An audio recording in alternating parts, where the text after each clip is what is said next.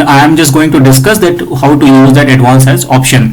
So for your convenience, I have created 4 different file here in the single folder. Okay, text1, text2, text3, and text4. Only I have saved content only in text1. Okay, just check it out. Okay, I am going to open text1. So you can see there is something written in the text1, and 1992 I have mentioned in little larger. Okay, so I'm just going to search this 1992. That's why I have mentioned little elaborated. Okay, so let's see that how to identify. And text2, text3, text4 is blank. So I will show you for your clarification.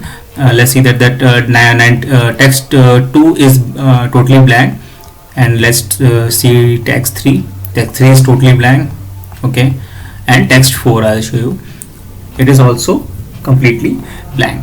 So guys, for using that option, you need to click in search text. Okay, as you can see here, right hand side it's showing you can use Control F also to find out this option.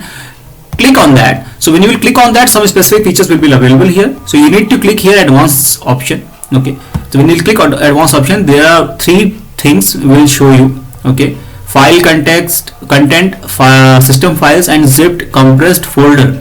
Okay, so we'll have to tick the file content to use this specific option. So when you will click file content, okay, now I'm going to write 1992, which was available in text1 only, not in text2, not in text3, not in text4.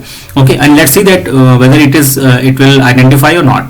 Okay, so I'm going to write 1992. So guys, as you can see, that file name is there in which I have written 1992. So this is how you can use the advanced search option. And guys, it is very important technique, so need not to be worried. If you forget your file name, you can still locate your file.